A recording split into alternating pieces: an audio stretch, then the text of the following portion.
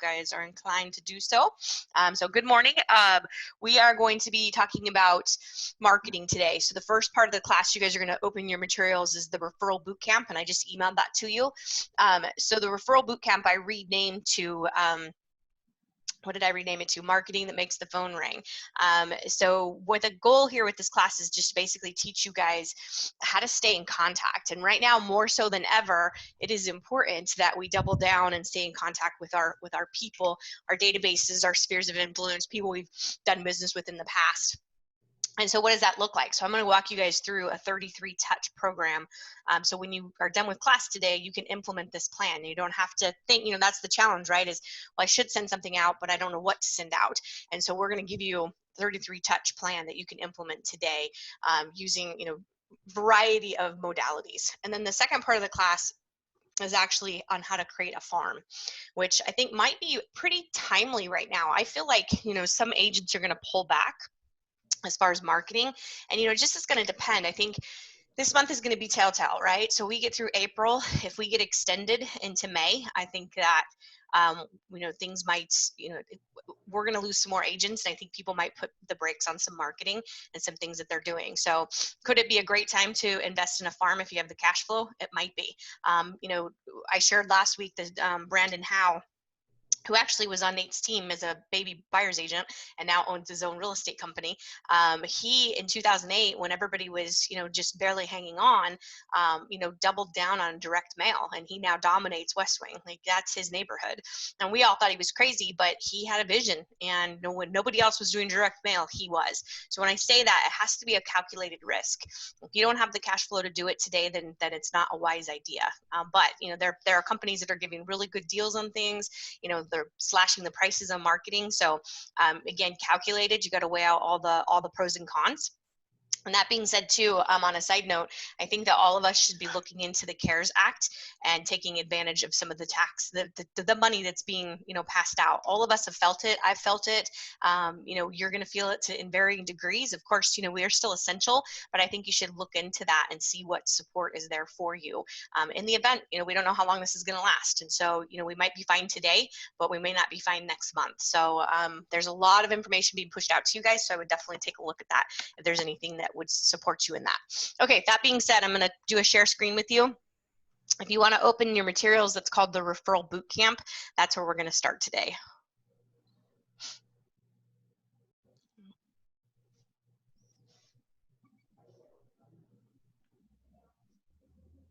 Well, hold on. I'm having some technical issues here. Share screen.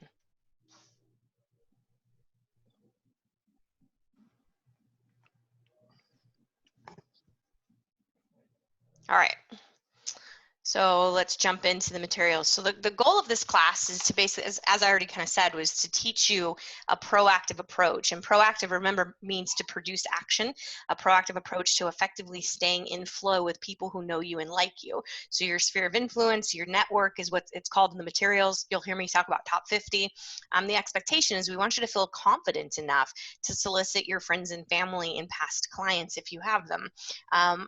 This happens a lot with new agents or agents that are coming back into the business. They don't feel confident asking their friends and family. They feel like they need to go practice on a stranger. And I'd like to challenge your thinking is, those are the people that know you and like you, right? And we talked about that last week is they know you, they like you, and you know what you're doing. And the third one's optional.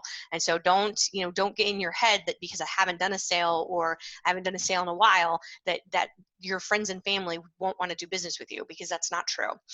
The result is obviously to increase your total revenue. That's what we're all here for, right? It's to make more money. And so repeat and referral business, and obviously focusing in on buyers and sellers. And then we'll talk a little bit about a client care system. All right, so on the next page here, the know, do, have of your 33 touch. So obviously we got to have a list of people, right? And I would encourage all of you to start with the top 50. And Mindy, you and I are talking after this about what that looks like for you. And Dusty, we talked about that last week. But having a top 50, just 50 people who are evangelical about you. And then we're going to go over some dialogues. And then what do we need to have? And we're going to go step by step through what each of the 33 touch is. Some of the things that are on the screen there you can see is a call list. 16 value added mailers. So this could be, you know, Debbie, you do the monthly Buffini thing. So that could be a touch like that. It could be a newsletter.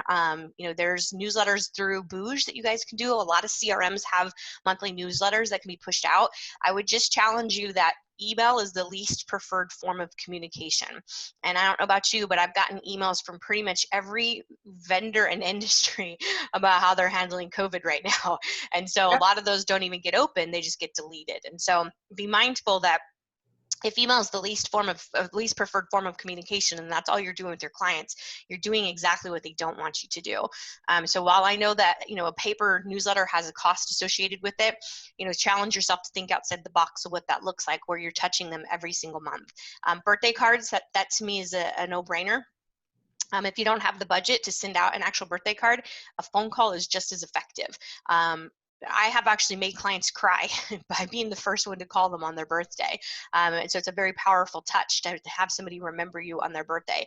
Facebook is a great, you know, place to gather that information. I don't think that a post on Facebook has nearly the same value as picking up the phone and calling them. Because I don't know about you, but I get hundreds of birthday posts on my birthday, and it's hard to keep up with all of those and to respond to them. So I think, you know, a phone call is always that is the number one preferred form of communication. And believe it or not, right, even with technology the way that it is, we think everyone wants to text. But and interestingly enough, so the phone call and then Facebook Messenger is actually the second preferred form of communication. So that even trumps text message. So when you're thinking about how to communicate with people, you want to be where they're at, and that, you know, the phone call and the text. And last week I had a cancellation on Wednesday, so I had an hour to kill, and I decided to start making some calls to my database. There had been a couple ladies that were just heavy on my mind that I needed to reach out to. And the interesting thing was, and I only had an hour, so I didn't make a lot of phone calls, but every single person picked up. Every single person answered the phone. And when I send text messages out through Facebook, I get a 100% response rate. And so never before have people wanted to communicate than in past, right? I mean, people are looking for connection. And, you know, what I find really interesting is we have these devices, right, that literally can connect us around the world. And yet right now humanity is craving human interaction. I mean, and especially if you know, you've had it taken away from you, right, where you have to stay home. And so people are craving that. So I found it really interesting in just a few phone calls I made that I got 100% response rate. So birthday cards or birthday phone calls, holiday cards, and that's not to be political. If you don't want to do a Christmas card or, you know, a December card, totally fine. You can pick another holiday if you want to, but, you know, try to pick a major holiday. And as we go through this, I'm going to share a lot more ideas. Mother's Day, Father's Day. I think this is brilliant. And I think you could even add in step parent day, pet parent day, and also grandparent day. There's a lot of grandparents doing double duty, right? Debbie's one of them, raising her grandkids. And so, you know, could we recognize those additional holidays with people in our databases? And that's getting really intimate, right? If you knew, Mindy, that all the people in your database that were grandparents doing double duty, and you reached out to them on grandparent day, that's having a deep dive with the people in your database, right? If someone that I did business with sent me a pet parent day card, I would be over the moon about that, right? Because I don't have children. My pets are my children. Mm-hmm. Oh, what is happening right now? Hold on a second. I was doing the video for last week's class, trying to finish that, and it just got done. So sorry about that. I'm like, why am I hearing my voice twice? Sorry. I was trying to get that ready, so because you guys have been asking me when is that part 4 going to be available? So that's what that was. Okay, sorry about that. Okay, so where was I? So having a deep dive in your database, and so you know, being really intimate with that. I don't have children, but I am a step parent. So if someone sent me a step parent card, that would also be pretty impactful. So the goal with your database, you guys, is that, you know, and Brian Buffini was the one that coined this in many years ago, is squeezing the orange, right? And so how do I take an opportunity to engage my database and squeeze the orange? And, you know, you want to make an impact on people's lives so that you're the one they call when they have real estate needs. And then thank you cards. So the idea here is when you receive a referral from someone, you want to send a thank you. I think a thank you card is just barely scratching the surface when you get a referral. I think that you need to go further with that and do something for that person. whether that's cookies from home or something more than just a thank you note. I mean, thank you note is a baseline, right? Thank you for the referral. I think you got to do something more. And Nate's a great example of doing a lot with his referral business. And so if he knows somebody that loves the Cardinals, he happens to be a season ticket holder, so he'll take them to a game. So it's not just not just saying thank you, but actually taking them to a game. And so that's really squeezing the orange. So let's continue to dive in here. Move on to our next page. All right, so the script at the top there is that everyone knows 5 people who will make a move in the next year. I think that could be a pretty significant this year. Last week in the Slam class, Lisa Bray shared that she has had 3 calls from past clients that already want to move. I wasn't predicting that to happen till June, and it's already happening. They've only been on, so last week was we're on first 2 full weeks of shelter in place, and it's already, in a weekend, she already got 3 phone calls from people who want to move because they've been stuck in their house and they realize that they don't like their house anymore. So I think that 5 people we know might be doubled this year. But that's a great script to use, is that, did you know, Mindy, that the average person is going to know 5 people who will make a move next year? I'd love to be top of mind when you hear about that person thinking about moving. Easy ask, right? That is an easy ask for referrals. And then if I say the average person, I don't want to be average, right? I'm not average. And so don't put me in the average category. I'm going to send you more referrals than that, right? Because I'm competitive. So an advocate is someone who knows you, they like you, and they're evangelical about you. They wouldn't do business without anybody but you. And here's the key: they wouldn't have anyone they know do business without you. So that is your goal with your top 50, is to have 50 advocates that are running around thinking that you are the bee's knees and the best thing since sliced bread. And if you had 50 of those people, and if they sent you 1 referral each year, you'd have more business than you would know what to do with, okay? Friends and family. So obviously they know you, right? They may or may not like you. Given the opportunity, they would do business with you, but given the opportunity, they might do business with someone else.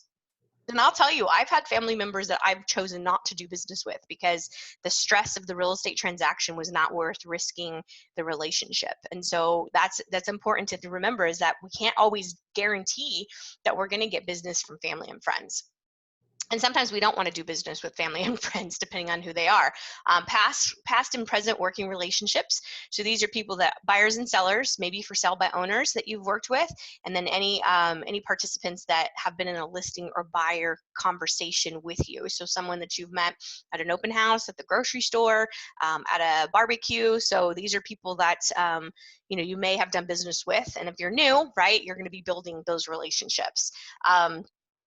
The note at the bottom in the materials, the 33 Touch program is not designed to create network members. It's designed to keep you in flow. And in flow basically means that you're in contact with them on a regular basis. All right, so let's look at what the 16 Touch is. So 16 Touch, so you've got your, what it needs to be is it needs to be professional in appearance. If we were in person, and I'll have to send this to you guys, I have a little form called the memory jogger, and it's really crappy looking. It was printed out of a book and then faxed, so it's all crooked and it looks just really bad. So if we were in person, I would say that this is an example of something not to do, right? And so it needs to look professional. It needs to convey who you are and the message of who you are. And the thing too, we get so stuck on having one thing, but you know what if you want to have business cards with 3 different formats? You could do that to capture who you are. It needs to have value, right? If I'm receiving this from you every month, I need to look forward to receiving it, and it needs to give some value to my life, and it needs to be consistent. And that is probably the most important thing, you guys, is you have to be consistent. You can't send one holiday card out every year and then tell me that you don't get any business, because it's not enough. And there are nearly 90,000 agents in Arizona. Everyone knows somebody else that sells real estate. I mean, one of my calls last week was to a very good past client of mine, and her son's getting a real estate license. And I thought, well, there goes that business, right? So everyone not everybody is successful. Not everyone's selling a lion's share of the real estate, but a lot of people know somebody in their sphere. So you have to do more than one piece a year, okay? And being consistent is super, super important. So some examples before I get to that though, one thing I want to say that's not in the materials is that you've got to put it in your calendar.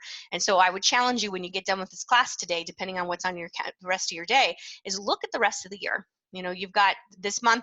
What could you do? Is there anything you could do right now to get something out for April, and then look forward to the rest of the year? So every single month has something major going on, whether that's a holiday of some sort.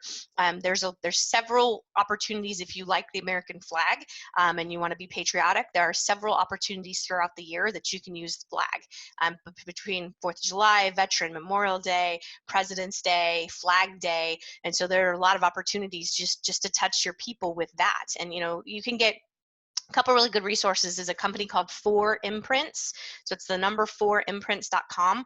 And then if you haven't been on it, Orient Trading is also a good place to get stuff. Now, 4 Imprints, you can pretty much have anything engraved and branded to you, and they have good product that's at a very reasonable price. And so when we think about flags, right, I could go on Orient Trading and buy 100 flags for next to nothing, right, for cheap. And then I could send those out or do a pop buy of sorts. So where was I going? I had another thought on that. So being consistent with it, put it in your calendar. You have to map it out. You have to know, Dusty, that in June, this is what I'm going to do. And if you don't map it out, here's what will happen. You'll get to June. You'll be like, I don't know what I'm doing. I'll do it next month.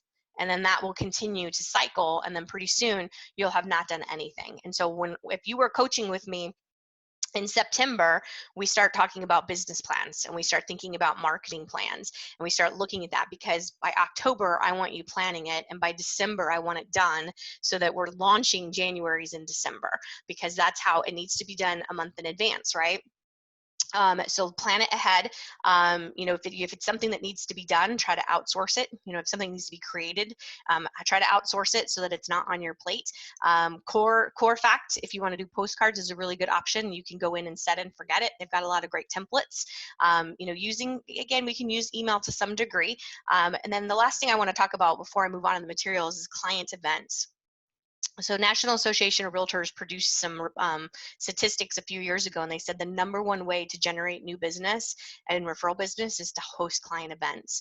And so what is a client event? It could be as simple as a birthday happy hour. The Clayton team does this. They actually are really spot on with their stuff. And so the goal should be to get to 6 to 8 times that you are face-to-face or belly-to-belly with your top client, with your top 50. Now, right now, we're all practicing social distancing, so that's not, face-to-face, but we will get back to face-to-face. And so 6 to 8 times that you are in front of your people.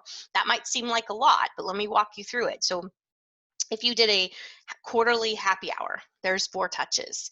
You do a holiday open house, that's 5 touches. You do a movie event, that's 6 touches. And so, right there, I could get you to 6 with not a lot of effort. And then, if you want to look at things that, number one, what does your database want? Movie events are hands down the easiest and most effective way to do a client event. And the thing too is you want to pool your resources. And so talk to your title company, talk to your ancillary arms of people that if you give them business, can they give you business? And so meaning that, if you host a movie event, and those run about $1,200 to $1,500 depending on the size of the theater, and if you do popcorn and drinks. And so really, really effective ways to get in front of a lot of people. And if you think about that $1,200 and you fill a 100-seat theater, it's not really that expensive when you break it down per person. Happy hours are super easy to do too, and pretty effective. And then of course a holiday event. And there's a lot of other things, you guys, that you could do. There's a plethora of ideas. It just depends on, number one, what does your database want? What's your demographic? If you work a lot of older people, retirees, you're going to probably do things a little bit differently. If you've got a database of young people, then you're going to want to do things differently there. Okay. So client events, if anything, I would love to see you guys try to do at least one this year and try to push it out, right? Do it this fall or this winter, but until you've got plenty of time to start planning it. All right. So that's my little side note that is not in the materials. So examples of some things. So we're going to get back to that. So recipe cards, right? So sending out a recipe card. When I first started selling real estate, I used to do the chicken soup for the soul. And so Nate had this old cardstock, and this is really old, okay, and I'm dating myself, but they were 4-up postcards. So they were the little ones, right? Now we do jumbo postcards, but these were the little guys, and they were 4-up. And so it had Nate's face and sunset on the front, and then I had the back. I had about this much space to do a chicken soup for the soul story because of the way you had to put the address of the mailing and all that. So I would scour the chicken soup for the soul book just to find a story that would fit in there. And I would send this thing out, and it was the old days with the dots matrix printers that you had to feed each postcard in, and half the time they'd go crooked, and it was a nightmare, and it took years off my life. But I did that consistently, and I can tell you I got dozens of phone calls from people over the couple years I did that, we're like, how did you know what was going on in my life? That really touched me. Thank you so much. And in my mind, I'm like, I didn't know. I had this big of a box and the story fit. It just happened to be a great coincidence that it resonated with that person. So, and I really think that simple little thing that I did, and I did consistently, really touched people. Okay. So a recipe cards, a chicken soup for the soul, some kind of inspiration, and then additional things, homeowner tips and articles. Okay. Things that are relevant. I think we have to be really mindful of shoving too much real estate down their throat. They already know you're the expert. They know that they can come to you for the information. So you want to be mindful that you don't, it's got to be a mixture, right? Where it's a healthy balance of real estate and things that just overall contribute to their life. Again, inspirational stories, newsletters. So newsletters that have just sold homes for the month, maybe some statistics, right, of sales price to list price ratios, average days on market, a book of the month. I love that idea, right? Helping people to continue to grow the muscle in their brain. A recipe of the month, that's also pretty effective. A quote of the month, a homeowner tip. So how about a home maintenance thing? Remind them to change their air filter in their AC unit, or to check their dryer vents. That's the #1 leading cause of house fires. And then inspirational story. And this is also where you can take a really deep dive with your relationships in your databases. If you know someone's got something going on in their life, maybe they're celebrating a 50-year anniversary, or they just had another child, or they wrote a book, or they hiked Mount Kilimanjaro, something that it's significant that you could spotlight that particular person in your newsletter. Real estate articles, client of the month. This is kind of a fun idea. You could do this on social media too. And they have that thing now, top fan of the week. And so, you could recognize people on social media too. But client of the month could be somebody who's a rock star, sent you a lot of referrals, or something special about them that, again, just highlights the people in your database. Updates about you and your family. I love this idea because people work with you because they like you, right? And there's things about you. Every single one of you brings something unique to the table. And so what is something unique about you that you can share with them? I love gardening. Great. Let's talk about that. Kyle Clayton has his cookbook. One of our agents has a special needs son, and she's a part of the Raising Arizona Special Needs Children. And so she's served on the board. She's done all kinds of things with that. And she, in her monthly newsletter, it's real simple. It's a 2-page thing, but always the front article is something about her and her family and some update. And the people that work with her really appreciate who she is as a person and as a mom. And so, don't be afraid to share appropriate things about yourself that will bring a connection with people. All right, so continuing on, so birthday cards. I think definitely both. If there's 2 people in the household, I also think children could be included in that. Pets could be included if it's someone like me who doesn't have children. We already kind of touched on this a little bit. Mother's Day, Father's Day cards. I think this is brilliant. How many dads really get recognized on Father's Day, right? They tend to get gypped, whereas moms get all of the attention, right? So sending out something like that to the dads. Holiday card, again, pick a major holiday. It is very common that people do Christmas, but just be mindful of what your database is, and what they want to receive from you. Thank you or thinking of you cards. So so the next thing on here is phone calls. So at the very minimum, you guys should be calling your top 50 once a quarter. Right now, I think that we should be rotating through, as often as we can with everything that's going on. So we don't want to be annoying, but at the same time, if you called your top 50 every 3 weeks, I think that might be appreciated right now. So minimum once a quarter. And then after the phone call and you have the conversation, you could send them the note too, and just saying, hey, it was really great, Debbie, talking to you today. Don't forget that the average person is going to know 5 people will make a move. Here are 5 of my business cards so that you can hand them out when you hear those people are moving. And so you can send the touch after that. If you haven't heard from them, you could send a card saying, hey, I'm thinking about you, hope everything's well. During those phone calls, if they share something with you, and so the Forge script, right? Family, occupation, recreation, dreams. If they share with you in that conversation something significant, like let's say that they're going to be empty nesters, their kids are going off to college, you could squeeze the orange and go purchase a book on how to navigate becoming an empty nester gracefully, and then deliver the book to them. That's taking a deep dive, right? That's going the extra mile to really deepen that relationship. So if they share something significant, oh, we're planning a trip to Greece, great, give them maybe a little translator book on how to speak foreign languages, and or how to successfully travel abroad. My goal with my database is I want to be all things real estate to them. So, Mindy, if they need a roofer, I want them calling me. If they need a dog walker, I want them calling me. If I can save them, money when their kid turns 16 by referring them to an insurance agent that has good premiums, then I want to be able to do that. So the house, if you think about a house, it encompasses a lot of areas in our lives, right? And so my goal is I want them calling me for everything. That's really having that tight relationship with them. So phone calls at least once a quarter, more if you think that that's appropriate for your database. So some samples. They've actually moved this to more of an electronic version now, but this was what the Russo team, Frank, which was one of our him and Nate founded Remax Professionals, and he has since retired, but this is what his newsletter looked like when he had his team.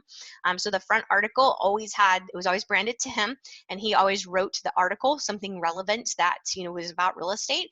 And then the inside pages, that this particular edition, they were having a spring cleaning contest. You can't really see there, but there's a monthly maintenance checklist, their Zillow stuff, a review, and then driving them back to their website for a free home evaluation. And then the back pages, so they had the team, so you could see everybody on the team. And so this would be a 4-page, right, and then folded and delivered in the mail. So this little bar right here where it says four myths about real estate would be the part that hopefully they would see first, would cause them to open the newsletter. So they advertise their listings in here, how to connect with them on social media, and then touting their success on the back that we had a couple sales here that we want to share with you. So that's one example. And y'all get the company newsletter, right, that we send out. So that's a good example of some things there.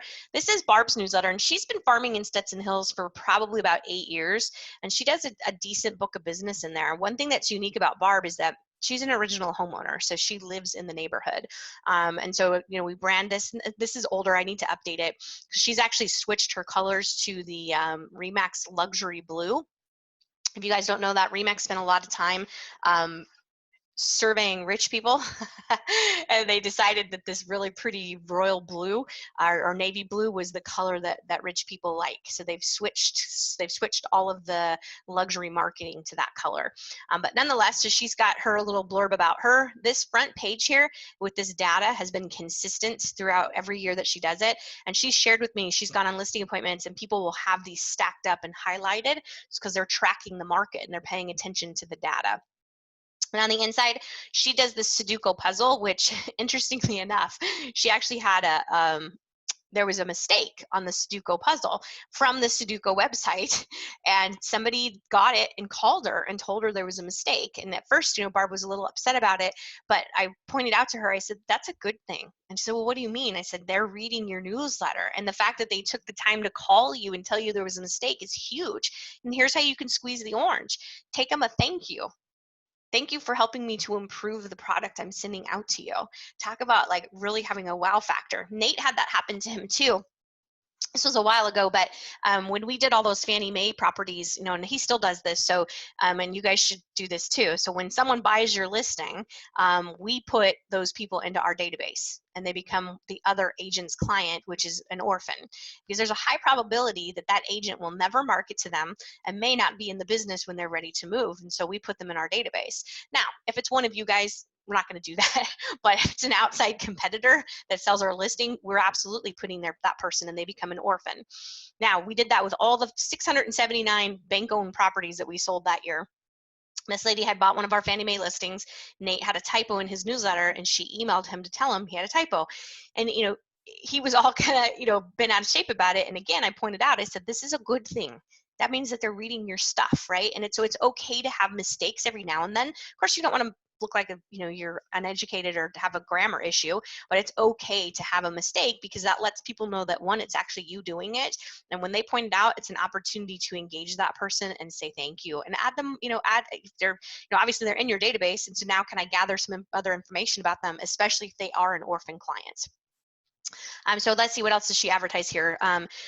She does a scholarship for science students in her in the Stetson, what is it? I forget the name of the Sandra Day O'Connor High School. Home maintenance tips. She advertises her listings in here. And then on the back sides here, she's got a little blurb from her lender, a couple solds, and then thank yous for any clients that have referred her. And she also does a recipe of the month. In here on Stetson Hills, she gives the stats of the last 90 days of homes that have sold, and then weekend events, and then client review. And then this part right here on the back changes depending on what she's got going on. But she does do, she's actually on to, I really need to update this slide. She's on to like her 8th year of doing the shred event. So, and the last year she did it in the community, she had to get 2 trucks because it was so well received. So shred events are another great opportunity in a farm, or even just for your sphere of influence, because we all, I mean, that's how we're, a lot has gone online where we're not getting paper bills anymore, but we still get stuff that needs to be shredded, right? Like tax returns and things like that. So hosting a shred event is just a great way to help people, do their spring cleaning. So that's an example there. Let's see what else I have here. These are a couple samples of Nate's postcards that he sends out on Just Listed. Now this is through a company called REM, so Real Marketing. They're not cheap, so this piece is pretty expensive, but it's pretty high end. So he's does it on his luxury stuff. If you're interested in talking to REM, one cool thing about them is that when they pick a farm area for an agent, they don't farm anybody else in there, so it's exclusively your neighborhoods. They're not they're not going to create a farm and have you competing. They are based out of California. They are a REMAX approved supplier. Again, they're pretty expensive, so be mindful of that. And if you're farming an area like Blackstone, it makes sense for Nate to have this high quality piece, because those are luxury homes and a little bit different clientele. But you wouldn't do this in your average neighborhood. A couple other examples of some postcards. So these are Just Listed postcards that Nate's done. And again, you could do something similar through Design Center at a fraction of the cost. And speaking of that, you guys do, when you take a listing within about 1 day, maybe less, depending on how fast the internet's working, you get an email from MaxCenter that gives you a link that will provide you with a flyer, a postcard, a single property website, and then a link for YouTube. And so the single property website can be pushed out to social media. So Just Listed, by Mindy, here's my new listing, right? And the single property site, that link will drive them back to your website. The YouTube link you can push out real easily to shove out to your YouTube channel if you have one. The other thing with the new or the updates to the remaxhustle.com, so write that down, remaxhustle.com, and bookmark it. There's a ton of great content in there, and you can actually create commercials for your listings that I think are to me, I like them better than the YouTube channel. They're a little bit more relevant and flashy, a little bit cleaner, because the YouTube channel, all it does is it just strings your photos from MLS together, puts some music behind it, and brands it to you. The commercial's short, fast, sexy, and a little bit, just like I said, a little bit cleaner and more relevant. So if you haven't gone on remaxhustle.com yet, please do. There's a ton of great stuff in there. The branded commercials that are happening right now with the the house for sale and all those things, that you can brand that to you. So when your spheres of influence see the TV commercial and then they see yours on Facebook, it's going to link you together, right? So it's very powerful. This is a sample of Nate's birthday card that he sends out in his database, and they actually use a company called Sendout Cards. You can automate Sendout cards, and the envelope has that type print that looks like it was handwritten. I still don't think that it trumps the actual handwritten card, but it is a nice touch. And the cool thing about send out cards is you can automate it. So you could take your database, Dusty, and upload it as long as you have all their birthdays. Pick a birthday card, put your budget in there, and it's going to send it out automatically for you. Another cool thing about send out cards is you can actually customize the cards. So a couple years ago, one of my buddies, he's a big send out cards guy, and he Mitch and I, we it's kind of cheesy, but I buy these fun Jeep shirts for us during the holiday time, and then we go out on Christmas Day in our Jeeps, and so we wear our holiday Jeep shirts, and so we took a picture in front of our Jeep and we put it on social media. Well, during the holiday season, I got an email, or I received a send out card, and my friend had taken that picture off social media and put it on a send out card and sent it to us. Well, that now hangs in a frame in our man cave, and it's, we've saved it. So it was a send out card, but we saved it. And so, you can go in and customize those things. So that is one thing I do really like about send out cards. I just think the handwriting on the outside just looks a little cheesy, but that's just my opinion. So it is a great way to automate your touches. Nate also does cookies from home. So when they have a closing, they send this out, and it's in a real nice tin that's branded to Nate. It's a great touch. However, the touch is gone when the food is gone, right? When the cookies are eaten, the touch is gone. And so you want to think about any marketing pieces that you're sending out or closing gifts that you're doing, you want to think about the Twinkie. And so the Twinkie, right? It has no shelf life. It never expires, which is kind of disgusting. But we want to think Twinkie. And so what's the expiration on it? So how long are they going to hang on to it, right? What relevance does it bring to their life? And what's the call to action? So if it's something that's a thank you, cookies from home are a great touch. But again, I might save that 10 though, because I do tend to collect those. I don't know why. It's like, can't bring yourself to throw away a 10, but you get where I'm going with that. So the longer that the shelf life is, the more likelihood they are to hang on to it. All right, we are not going to role play, but we are going to read through this script. So that would be kind of awkward to role play on Zoom. But on page 9 of your materials, so the permission call. So hi, it's Sarah with Remax Professionals. So how's the family? How's your job? And so the reason I'm calling is that I attended a seminar the other day and learned that every person I know will know 5 people this year who will want to buy or sell real estate. That got me thinking, why don't I put together a list of people I know who wouldn't mind helping me grow my business? And your name is one of the first that came to mind. Would you be offended if I put you on that list? I probably wouldn't say offended. Would you mind if I put you on that list? If they ask what's involved, then this is your response: is all that's required is that you let me know if you hear of someone wanting to buy or sell a home, and you refer my name to people asking if they know a good realtor.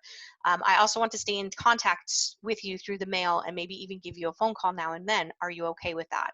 And then you would ask for birthdays, anniversaries, and then add them to your database. So you guys think you could do that script?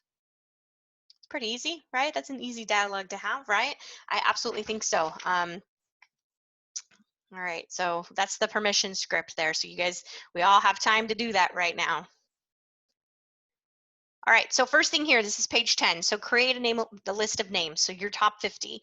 Try to gather as much information as you can. You can start out old school if you want and just write it down or put it into a spreadsheet, but it definitely needs to get into some kind of a CRM. I had a coaching gal that I worked with a couple years ago. She'd been in the business for literally like 35 years, and her CRM was a floppy disk and a notebook. And so I was like, well, we're gonna have to take a trip to the Goodwill because I'm not sure we can even find a floppy disk reader. And so, she had been in business a long time and had sold a lot of real estate, but she did not have all her people in a place that was relevant. So you guys all have Booge, right? Or some form of a CRM. Booge is no cost associated, right? So, and Alex is doing a class tomorrow afternoon on Booge. So put them somewhere, right? Have them somewhere that you house them and you can keep intel and data on them. Make your initial call and then put them into your database. And then we're going to talk about the 8 and 8 campaign coming up here, but this is, we're going to jump into it right now. So the 8 and 8 campaign was designed by a company called Hobbs and Herder. Some of you may have heard of them. They're still around, but they're a big marketing company out of California, and they helped a lot of agents create brands for themselves. And so what Hobbs and Herder did is they tested a neighborhood, and they sent out a postcard every week for 8 weeks. That was very specifically worded, and that's why I merged these two classes together, because the 8 and 8 really has to do with a farm. And so you could send it to your database. I don't personally think I would send it to my top 50, just because of what it's very salesy. But anyway, going back to the Hobbs and Hurdy story, they sent this postcard out for 8 weeks to a neighborhood, and the key is that it was a fictitious realtor. So this person didn't exist. No one obviously had done business with them. And then they surveyed that group of people at the end of the 8 weeks, and the majority of those people said that they would work with this fake realtor. And so the language is very specific, and so that's why I tie it to the farm area, because I think it's better for a farm than into your sphere of influence. So then thank you cards and thinking of you cards to send out. So you have to make your permission call, right? And then that's when I would go back to that script and say, and don't forget, the average person's going to know 5 people who make a move. Here's 5 of my business cards. And then lastly, wait a month and begin making your phone calls, rotating back through, right?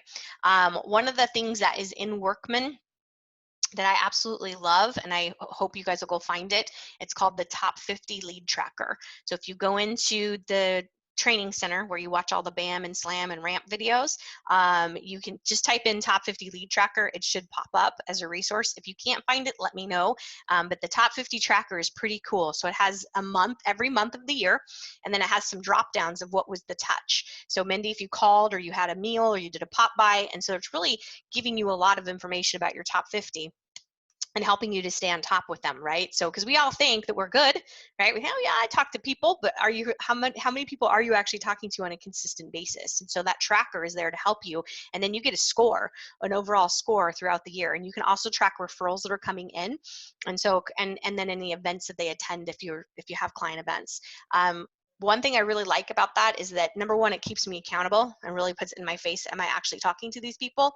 And then number two, if they didn't refer me, or somebody that's a rock star and sent me a lot of referrals, then I have that intel. But if they haven't referred me, then it's an opportunity for me to reach out and say, hey, Dusty, I noticed I didn't get any referrals from you this year. Is there anything I can do differently to earn your referral business?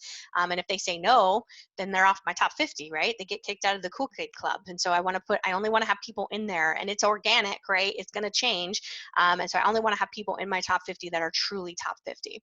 So go find that form. Again, if you can't find it, let me know and I'll make sure you get it, okay? All right, so the 8 and 8, and then we're going to switch gears and go into the farm area. So the 8 and 8, again, 8 postcards designed to be sent over an 8-week period. And so if you were going to start a farm area and you were going to want to really kick up your activity, the 8 and 8 would be the way to do it. I will caution you that if you can't start it and stop it, you have to do all 8, right? It would be a waste of money and time to get through 4 and then say, I don't have the budget for the rest of it. So if you're going to do it, make sure you're planning and that you have the money to deploy all 8, because again, you're going to waste your resources. The postcard, so I'm not going to read through each of these. You guys have it in the materials, but it's very specific languaging for each postcard. We don't want you changing it. Hobbs and Herder invested a lot of time and money and research into this, so it's effective and it works. We just need to trust that it does. I had an agent take this to a title rep to have them brand it for her and set it, and the guy was like, well, this is too aggressive, you should consider changing the verbiage. I'm like, no, we're not changing it. It's exactly what it needs to say. This is in Design Center, you guys, so if you wanted to grab it out of Design Center, it's already branded in there.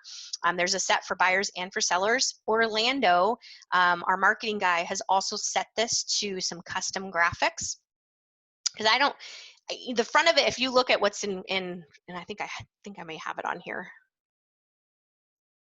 Let me get to it. Oh, no, I don't have it on here. Okay. It's probably in the next class, but I have a sample of it. And so the one it's just it's a Remax slogan on the front postcard. And so we had Orlando set it to a graphic that ties to the verbiage of each postcard. So if you want to reach out to him, he can customize that for you if it's something you want to do. The other thing you could do with these is you could actually create a Facebook campaign and use the verbiage, and then pick a farm area, a targeted area on social media, and then send this post, the verbiage, you would just create the post using the verbiage and do some targeted ads that way. And so you could use it electronically, digitally, online, and see what results you are. No one that I know that's taken this class has actually done that. So be the first person to come back and tell me how it works. I'd love to hear that. And, you know, Facebook advertising is the cheapest advertising that's out there if you do it right, okay? So I'm not going to read through all of these, but Postcard, it has specific language on the front and the back. And then, like I said, there's ones for buyers as well.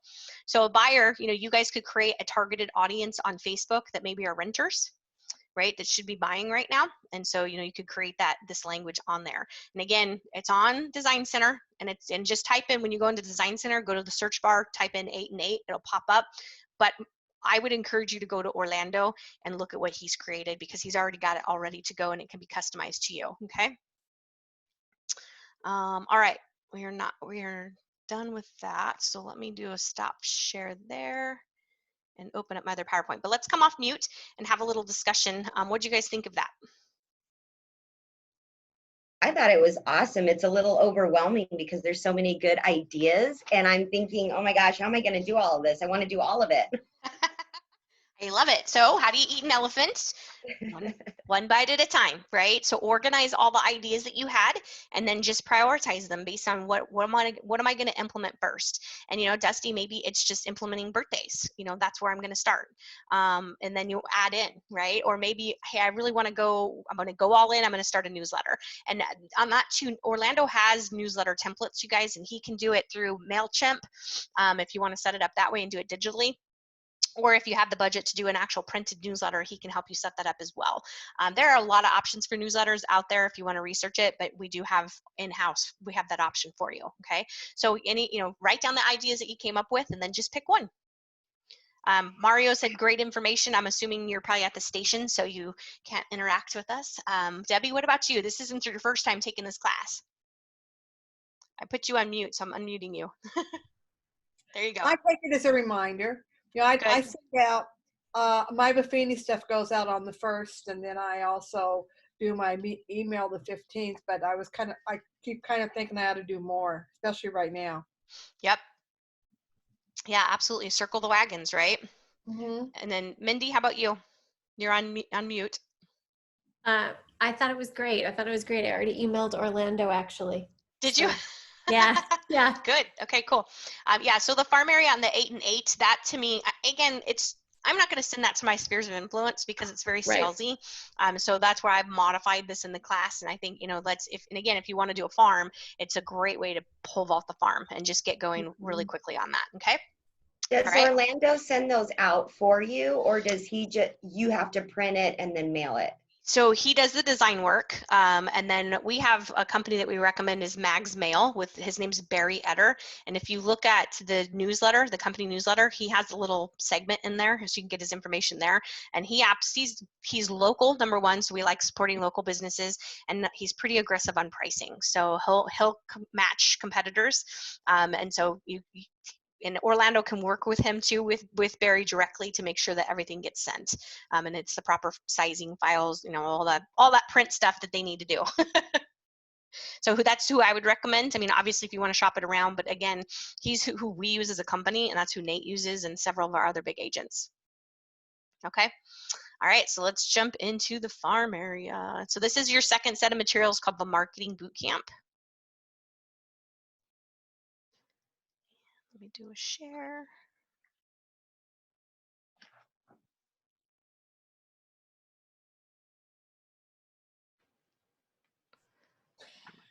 Get that out of the way there. I do not know what's going on with my email. I just now got your first one. Oh, really? Yeah. You know, yesterday, Debbie, I woke up to just what seemed like a little bit of a shit show on the internet. So I think it's just really slow, and, you know, weird stuff is happening because I think it's just everybody's on. Everybody's using the internet. So I think things are just sluggish. I've noticed the mail is really slow too. Like the actual US mail has been really slow too. So, all right, so let's jump in. So Marketing Bootcamp. So again, we want to be intentional, right? So the purpose is to teach you how to be effective in leveraging additional relationships. And so creating the farm, doing the 8 and 8, and then we have some dialogues that we're going to go over. So again, building your confidence, and then, you know, obviously increasing our transactions. So we're going to be specifically talking about a farm area today. And then, like I said, some scripts and dialogue. So let's jump into it. So one of my favorite things that Momentum provides is these charts that show us the possibility of revenue and income. And that looks really pixelated on the screen here. I'm sorry, that doesn't look very good, but you have the materials. This would be an example of what not to do, right? This doesn't look very professional because it's hard to read. So a smart farm. So the consequences of, or what could happen, this financial security of someone who's patient and systematic with a farm area. So year one of a farm, and we're not asking you to cast a real wide net, right? 250 houses as the base. If you talk to Nate, he would tell you to do more, right? Because that's just Nate, to cast a wider net, right? Have more fish, but it's really manageable to start with 250, especially for our budgets, right? So you start with 250 homes. Every door direct might be an option for you guys too if you're thinking about setting up a farm. They are probably the most reasonable when it comes to cost. However, with that, you have to pick mail routing. You can't necessarily go in and pick like a specific subdivision. It's all based on mail route. So Christine on Nate's team is a wizard at Every Door Direct. So if it's something you want to look into, you could certainly talk to her about it. So 250 people, we're going to do 3,000 mailings a year at a cost of about 50 cents. And I think, you may be able to find that a little cheaper depending on who you're working with. So your total investment would be $1,500. And we're only looking at a 1% conversion rate our first year. So that's pretty conservative. So that would give you 3 transactions. And again, our average sales price is hovering around 300,000. So when we look at that, that's a significantly larger number, right? So 3 times, so that's what, $9,000 times 3. So it's a decent chunk of change that you could get from a farm area. And then the goal is to reinvest 25% of that income to grow the farm. So you can see year 2, we go from 250 homes to 313 homes, and then so on over the course of 5 years. And you can see how by reinvesting 25% could get you up to almost 36 homes. And then of course that's generating a heck of a lot more revenue, especially if we were to use our numbers at 300,000. So it's a slow process. You have to have patience. When Brandon House started out doing his stuff, and I think he'll even still to this day would say that if you're going to do a farm, you need to plan on, minimum of a year. He'll tell you 24 months. I think that's pretty conservative to be able to really, so in his mind, I want to be able to afford to invest for 24 months consistently and not expect to get anything in return. And so I think the average is probably more between 6 and 8 months, that if you're consistent, that you should start generating some business between 6 and 8 months. Again, consistent and doing the right things. To me, it's not enough just to send out a postcard. We've got to do more than that. And and the other thing too on this graph real quick before I move on is this just talks about getting 3 transactions from the direct mail that you're doing. This doesn't include sign calls or leads from open houses. So if you're sitting in an open house, right, and you get a lead that comes in, they don't buy that house, but they buy something else. This doesn't account for that additional trickle down business that could come in as a result of a farm area. All right, so the no do have. So we have prospect, right? That's our address and the person living in the home. The smart farm. So you guys need to study the area turnover rate, and we're going to talk about that a little bit more. We need to have a solicitation dialogue and a move up dialogue. So this is where if you set up the farm, you start out with the 8 weeks, hopefully that really gets you going, right? And then you would drop back and do monthly neighborhood updates. Maybe you create a website. I think a Facebook page for that community is really an effective way to stay in contact with people. And it's pretty cool when you have a Facebook page for a community and people check in. The Clayton team has one for Stetson Valley, and they actually had somebody post or message and say, hey, someone's missing a dog. And so they put it on the community page, and man, did that go like wildfire. People were sharing it, and it really got a lot of interaction with people. So I think you could do the website, but Facebook is where people are, and it's you could also do that too. And then of course a tracking sheet, making sure you're tracking how many leads you have coming in, and we're going to give you an example of a pretty basic tracking sheet. Oh, so here's the 8 and 8. This is one of the examples, and this is an older version because it doesn't have the updated Remax balloon, but this is the front side of the card for the 8 and 8, and it's just one of the slogans is that for 10 years we've been leading the way. And I would guess, I haven't looked, so I will update my slides, but I would guess that there's some new slogans in there based on current data that they've created for the 8 and 8. But again, talk to Orlando about having it customized to you. And here's the layout on here. You can't edit it. That's the one cool thing about what they did in Mac Center is we're not allowing you to edit, so you can't change the verbiage. But this is the way it looks. You have the front side and then the back side on the 8 and 8. All right, so let's go back to our materials here. So on page 6, so why mail? So you need to generate leads, right? That's what we're doing. We're trying to get in front of more people. And then what to mail? So we're going to start with the 8 and 8. And then what the smart farm looks like. So where to mail. So this is really important in your materials. So number 1, it has a potential turnover rate of 5, a minimum of 5%. Some people advocate more like 7. And so what does that look like? So if you've got 100 homes, at least 5% of those homes, or 250 homes, at least 5% of those homes need to sell every year. That's really, really critical, you guys, because there are neighborhoods where people don't move, right? Kyle is farming a neighborhood in Moon Valley, and the average time people live in those houses is like 15 years. And so there is not a turnover rate. So we want to find neighborhoods with a high turnover rate, because that means that people are moving. So neighborhoods that might be maybe first-time home buyer product, like my neighborhood, there's a ton of first-time home-time buyers here, and a lot of young people. We have these people with their quads that just drive all over and race up and down the streets. So because they're young and they don't know any better. So picking a neighborhood that has a good turnover rate, that's critical. Number 2 is that it's conducive to an average sales price that makes sense. Rule of thumb is a 3 times ROI. So if you spend $1,000, you want to make $4,000. You don't want to farm into a neighborhood that's $150,000. I mean, unless that's our market, right? But it's not our market. So, and I think that I would try to pick something that has the turnover rate, but also the sweet spot of the price point. And so people that are in that 250 to 300, that's pretty our average, right? And so those are properties that are going to turn quickly.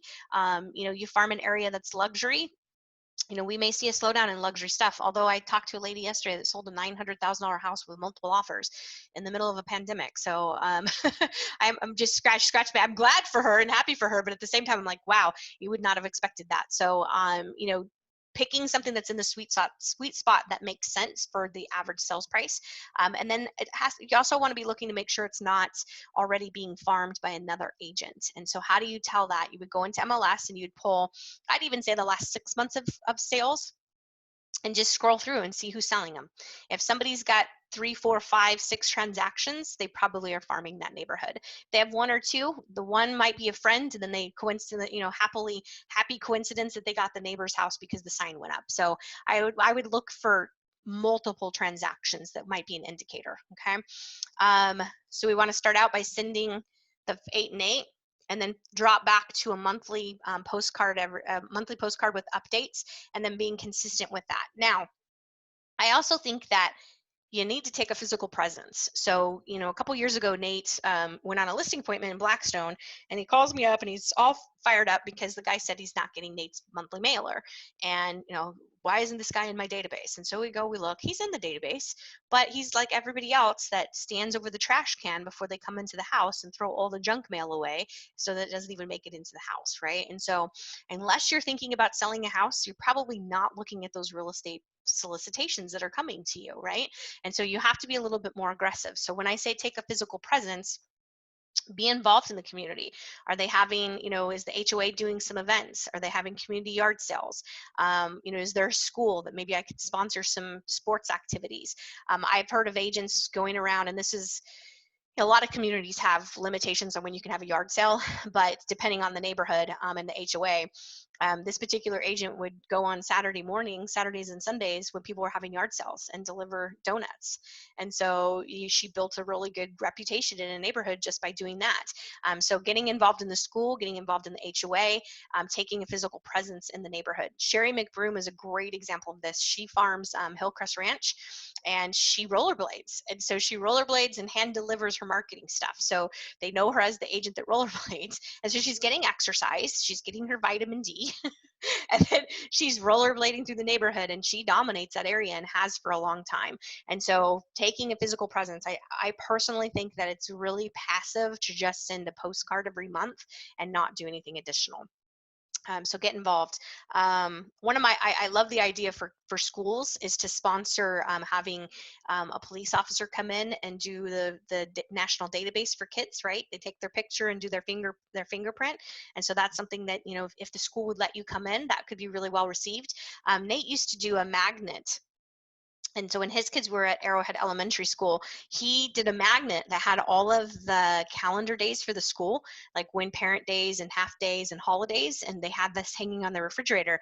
We actually had to stop doing it because the other schools in the district, the parents wanted this magnet, and we only did it for Arrowhead Elementary, and because that's where his kids were going at the time. And so the other schools in in Deer Valley District got upset because the parents wanted this magnet, and we weren't sending it to everybody in there. So it was a really effective piece. Magnets too, those have, talk about shelf life. And it's funny because something goes on your refrigerator and it might not come off until you get a new refrigerator. And so a magnet, having a calendared magnet, that at least has a 12-month shelf life. If you did a magnet that was like cooking conversions, that might stay on someone's refrigerator forever, right? Because it's something that they use on a regular basis. So not to get sidetracked there. So consistently. So again, the 8 weeks for the 8 and 8s, and then once something every month that needs to be sent out. Okay. And then as the farm grows, you get a listing, and then now you're going to send out a just listed postcard.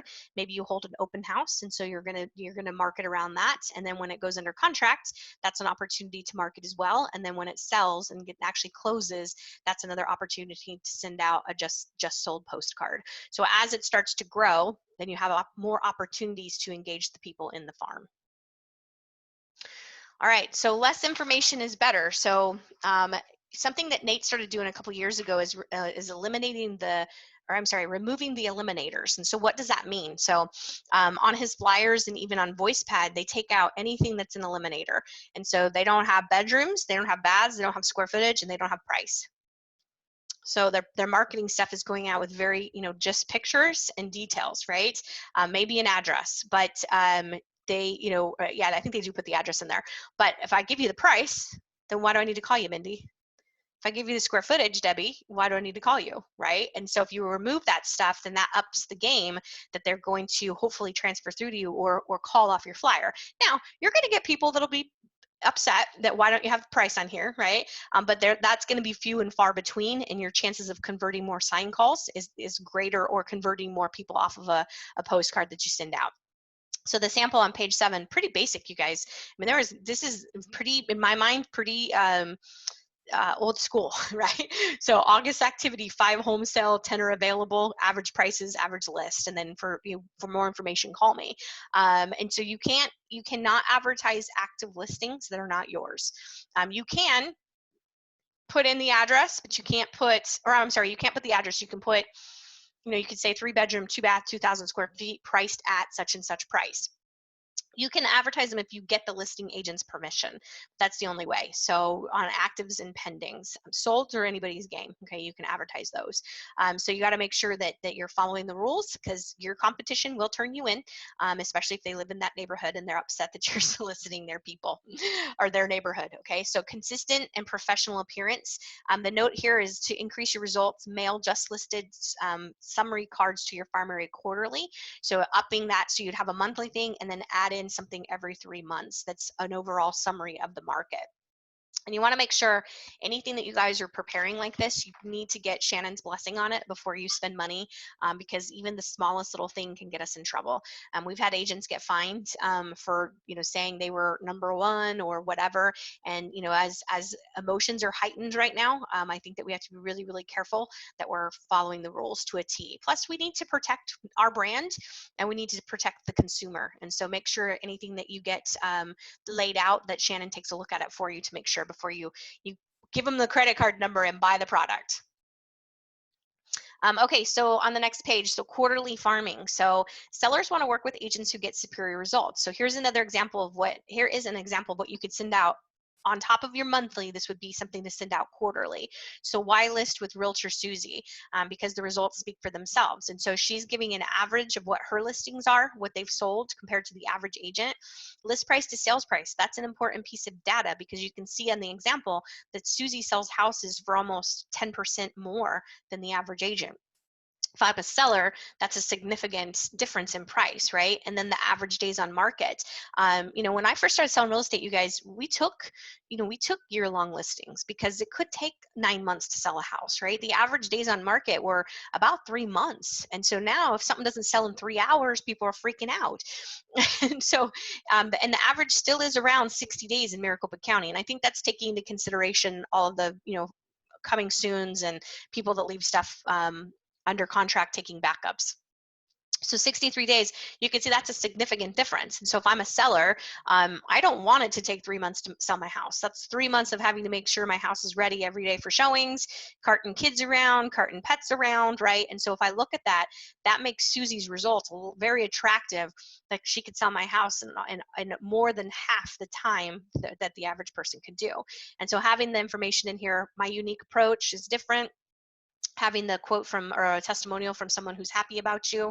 And then the 7-step strategy, you guys are going to get that in the pricing class, and it's actually a trademark thing that is in the Momentum materials. And so once you take that class, you can actually use that to your bragging rights to say that you use a 7-step proven strategy, TM. So make sure you take that class, because that's something different that will give you just another unique advantage. So pretty basic. And again, Orlando can create any of this stuff for you guys, so you can keep it in-house and have him help you with that. All right, so again, we're not going to role play, but here is the dialogue for the quarterly phone call. So, and if you're buying lists with names and numbers, make sure you're buying it from a credible company and that you're following all the do not call rules. The one that we recommend is RedX. They are probably one of the leading companies out there, and they do a really good job of scrubbing the data and providing you with as accurate of data as possible. But again, you need to make sure you're following the do not call laws, because those are no jokes on fines. And lastly, if you're going to buy RedX, don't buy it unless you actually intend on using it, because that's not going to do you any good to spend $60 a month on a tool that you're not using. Okay. So here's the phone call. So hi, this is Sarah with RE/MAX Professionals, and I'm simply calling around the neighborhood to see if you may know anyone at this time who's interested in buying or selling real estate. Have you been receiving my monthly postcards? Do you find the information beneficial? What other information would you find helpful? Have you ever considered selling your home? And thanks for your time. I hope you have a great day. Obviously, I'm reading those questions, to you, so there would be a dialogue and an exchange of information between you and the homeowner. The next script is the move up call. So this is a script to it can be used with any suitable neighborhood. So hi, this is Sarah with RE/MAX Professionals, and since interest rates are at an all-time low, I am simply calling to ask if you are interested. Sorry, that is Orlando calling me, actually. I am simply calling to ask if you're interested in leveraging yourself into a new home. Well, I would have to sell my house first. It would be my pleasure to help you with the sale of your home, but before I come out, I would need to have a few questions answered so I can prepare a proper set of pricing tools. And then you would go into the pre-listing questionnaire, which you're going to get in upcoming classes. And if they say no, then do you know anyone at this time who would like to take advantage of low interest rates? So interest rates are always a good opening dialogue, right? And they're continuing to stay low. I think just, in general, the real estate market's hot here. And so having that conversation, new builds are huge, you guys. And so creating inventory with new builds, that could be a part of your dialogue as well, is would you like to learn how to leverage yourself into a new home? A lot of people that bought into, well, almost everybody who bought between 2008 and 2010 are sitting on a pot ton of equity right now. And if they bought a foreclosure, it's likely that they went in and did some renovations to it. And so those houses are going to be in good condition to put on the market. But if they're sitting on $150,000 in equity, could we leverage that and then go sell them a new home? So I think being aware of all the new home product, Lennar is just getting ready. It's not even open to the public yet, but they're doing something out by where I live, not quite where I live, but Zenzero over, it's in Surprise, but it's like the 303 in Peoria, I think. So there's a ton of growth happening out here, and a lot of opportunity with new builds. So go look at new home models. You guys be aware of it. So my neighborhood, they're building 4,000 houses. Across the street, they're supposed to be building 7,000 houses. So there's a lot of opportunity for people to move up and use their equity. All right, so moving on here. So website. So and I don't think, so the material says this is an advanced approach. I don't personally think it is an advanced approach, especially if you're using Facebook to connect with people. Okay, maybe you don't necessarily go out and buy a website, but you know, you could use your Booge. Let me say that again. That was kind of a tongue twister. You could use your Booge website and create a community page that's in there. And Alex is in the process of building us all community content that we can use. And so if you're interested in talking to him about that and building out some custom stuff on your website, reach out to him, because I know he's been working day and night creating some content for us. But you can use Facebook, right? So buy the neighborhood domain name. GoDaddy's a great resource for that. They're really inexpensive and super user-friendly. And so what could the website and or Facebook look like? So you could put interesting or valuable information about real estate, pricing information, tax stuff, you know, how to maybe even challenge your taxes if you don't think your property taxes are right. How to contest that, mortgage information, vendor list. So you could create a vendor list in the community. So in Stetson Hills, and this is creepy, but there is a guy that lives in Stetson Hills. He's the snake guy. Because if you live on the wash in Stetson Hills or Stetson Valley, there's a high probability that you're going to have snakes in your yard. Oh, we lost Mario. There's a high probability that you're going to have snakes in your yard. So this dude is on everybody's speed dial, right? And so he'll come to your house and remove the snake. But let's say that, what about like people who will walk your dogs, or people who will house sit, or, you know, people that, you know, are painters or whatever, right? So you want to reach into your neighborhood and see what are people doing for either their side hustles or their businesses that we can support each other in those communities. Advertising or testimonials, listings that come up, free lists of things. So a first-time home buyer guide or a first-time home seller guide, you know, moving checklists or renovation checklists, inspirational stories, again, recipes or activities that are happening in the neighborhood. So I think, you know, reminders about the first day of school, where to register your kids, reminders about spring break or fall break, food drives, Halloween parties, block parties, community yard sales. So anything that's happening in the community that's relevant that you could share on that Facebook page, okay, or on the website. All right, so let's take a look at the financial consequences of someone who's an effective marketer. So this is on page 11. So if we look at, and these numbers are pretty aggressive in our market. So let's just say if you had 20 listings, right? I think all of us would love to have 20 listings right now. And so if you got 10 calls per listing, and the average right now is that it's what we've tracked through Workman is about 6 to 8 calls per 30 days that we receive on a listing. And that every listing should relate to about 1.5 buy sides. And so if you're effectively handling the incoming leads, the challenge that we have is that a lot of our stuff goes off market really quickly. And so when we get the call, we just, and I hear it all the time in the office, sorry, that one's under contract, and we hang up. Okay, believe it or not, that was a lead. That was one of your 6 to 8 leads that you should be generating per month if you're marketing your houses. And so that phone call, even if the property's under contract, is still an opportunity for you to convert somebody. So going back to the slide, so if you had 10 calls, that'd give you 200 talks. And if you set 15%, so if you were able to set 15% of those appointments, that'd give you 30. If only half of those appointments came to fruition, that'd be 15 total face-to-faces. And if you converted 45% of that, that's an additional 7 closings just from your marketing plan. So let's do the math. At 9, so how many apples are we going to say? So we're not supposed to talk commission, but let's just say we had 3 apples on a $300,000 purchase, be $9,000 times 7, $63,000 in commission. I don't know about you, but is that a game changer? Just from having an effective marketing plan, right? And then you can see as you progress as an agent and you grow in your business that how that could increase just from your marketing plan. All right, so successful people possess goals, plans, and strategies. So they have a GPS. So your know, do, have property calls. And so we're going to get into some scripts and dialogues too in here of what to say when people actually call you. So we need to have a market, right? We need to have our yard signs, and then some kind of a way to identify the caller and where they are in the process. And so having a listing, right? Being able to track the listing and the calls that are coming in. We need to have a couple dialogues. So we're going to go over the greeting dialogue, the label dialogue, and then the justification. So justifying why we want to meet with them. But before we jump into that, as you have heard me say, my favorite thing in momentum is the core beliefs and the affirmations. So just like we did last Tuesday, I want you guys to read through, and some of these might be duplicate from what we read through last week, and I warned you that they are sprinkled throughout momentum because they're very important. So let's take a minute and read through the core beliefs of the entrepreneur, and then we're going to come off mute and have a little discussion about that.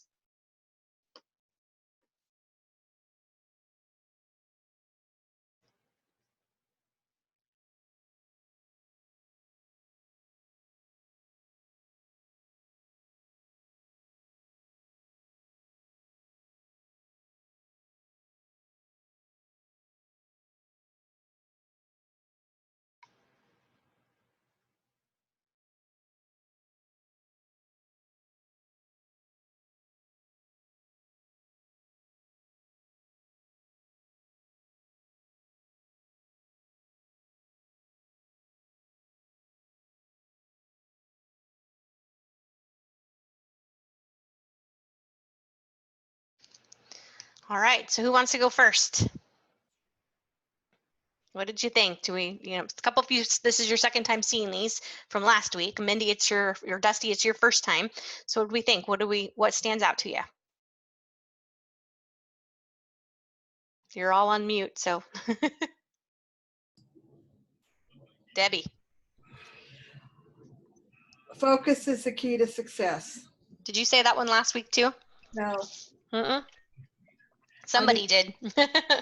Okay. Focus, right? Especially when we're at home and it's easy to have squirrel syndrome, right? Oh, yeah. Yeah. Consistent and then focus, right? Focusing on the right activities. And remember, in time blocking, you want to have a 45-minute window. It's been scientifically proven that adults cannot absorb more than a 45-minute window of doing something, that's the same thing over and over again. So, okay, anything else stand out to you? It is unacceptable for my business to earn zero. Yep. Or you could write in what your entrepreneur's mantra is it's unacceptable for my business to earn less than whatever that number is. It's your goal. Okay. All right. Mindy, what about you? This week, I'm going to say number 7. Number 7, systems. How do I make things, scalable? Yep. Okay. Awesome. I love it. And it'll change, right? Every week that you go through a momentum class and we have these, you're going to see something different. So Dusty, what about you? I see number 1. Yeah. Right now you're feeling a little discomfort. Well, there's so many great ideas, and I know that some of them are going to be a little tough for me, but it's just something that I have to do. Yep, absolutely. And you think about going to the gym and working out, right? There's you stress your muscle, and that's not a bad thing because it makes you stronger and healthier. So it's kind of the same thing you're in now, right? Is there's a little discomfort, but in order to get to that next phase, I have to go through that discomfort to grow. Right. My personal favorite is that I live in a world of abundance, and I think I shared this last Tuesday that when things are tough, or a deal falls apart, or you have an open house and no one shows up, having this attitude that you live in a world of abundance, it trickles down into every area of our life. And so it's not just about business, but just life in general, that we want to come from a space of prosperity and abundance versus scarcity and fear. And when you're in scarcity and fear, you actually cut off the flow that could naturally be coming to you. Okay. So I live in a world of abundance. And of course, I love number 8 too, is that it's unacceptable for my business to earn $0. So let's go on to the next set here, the real estate sales beliefs, and the same thing, read through those 6 and let's talk about it.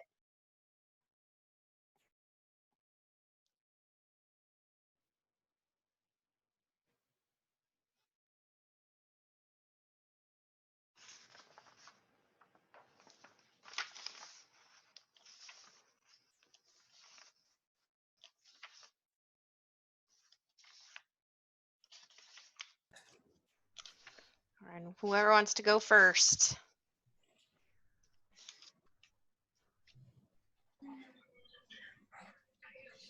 I still like number 5, especially right now. Okay. Yeah, right. We definitely need to have some logic, right, behind what we're doing right now. Absolutely. Okay. What else? Who else wants to share? I love number 4, right? Is it I won't convert 100% of the leads I don't generate. That's kind of one of these, duh. So we got to be generating. So Mindy and Dusty, what stood out to you? That's the one that stood out to me as well. Okay. Yeah. I'm going to stick with number 4. All right. Awesome. All right. So let's look at the buyer beliefs real quickly, those 5.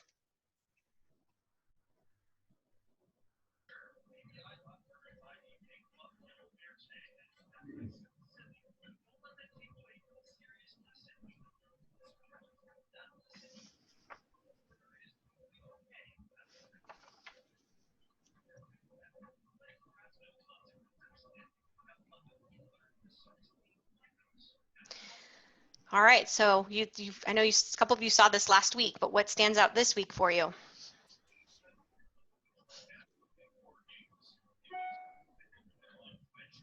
I think go ahead. Number 2? Yeah. Yeah, that's what an A buyer is, right? Is motivated, qualified, and loyal. So the legit person. And something to think about is that 60% of the people that you meet, whether that's at an open house or barbecue or wherever, 60% of them aren't really going to ever buy, right? They'll never buy a house. And so our job is to discern the 40% that are, right? And to sniff those people out of the open house. What else stood out to you guys? How about number 5 kind of ties with number 2, right? A buyers deserve my immediate time and attention. And that's not to say that a B buyer doesn't deserve some time and attention, just to secure the relationship, right? And to make sure that they're going to buy from you. But it doesn't mean that you're going to take them out and take them on a tour of 15 houses, right? Okay. So let's move into some scripts and dialogues here. So don't be typical. So I hear this a lot when I'm in the office, is number 1, answer your phone. I mean, that's the easiest way to be a successful real estate agent, is to answer your phone. There's a lot of times I call agents and they don't answer their phone. And, then you talk to them and they're like, I don't have any business. Well, answer your phone. So that's the first thing, is answer your phone. So don't be typical. So here's the typical script is, hello, I'm calling about your listing at 123 Easy Street. Well, what would you like to know? How much are they asking for the home? Well, that house is priced at $150,000. How many bedrooms does the house have? That home has 4 bedrooms. Okay, great. Thank you. No problem. And sadly, I hear this. I do hear it from people. So that is not the effective way to convert leads. Okay. And again, if we're generating 6 to 8 leads on our listings, that was an opportunity that we missed. Okay. So you want to answer all their questions, right? That's the goal. We don't want to be creepy used car salesmen. Identify exactly where they are in the buying process. So that's, I hate the word label, but it's labeling with the caller, and then close or follow up accordingly to take the follow-up action, right? So let's take a look at how this looks differently. So keep the caller engaged and curious. And so, I always think of like crime shows, and, Perry Mason was not a show I watched, but I did watch Law and Order, the one with the crazy guy, not the SVU one, but the Criminal Mind one. And I love that guy that played on the show. He's so wacky. But anyway, if you ever watch those shows, like, they keep the caller on the line for, 30 seconds so they can trace the call. And of course, technology is a little different today because we have cell phones. But back in the day, right, they would keep the caller on the line for 30 seconds so they could trace the call. And I kind of think of converting leads the same way. The longer you can keep them on the call, the more opportunity you have to convert the lead into an appointment. And so the caller, I'm calling about your listing at 123 Easy Street. That's a great property. What would you like to know? So that's a great property. Is enthusiastic, it's engaging, it's refreshing and professional. How much are they asking for the home? Well, that property is listed at 150. Does that fit your price range? Yes. How many bedrooms does it have? That home has 4 bedrooms. Are you looking for a 4-bedroom? No, we only need 3. And so you notice that each time the answer is given, there's a question at the end. And so that's continuing to probe the caller and provide more information. And really, you're a detective, right? We need to figure out where they are. And then anytime you ask a question at the end, that keeps them engaged, okay? So a little bit different, right? Same beginnings of the sentences, but the end, right? And it's the difference between a statement and a question is the hook at the end, right?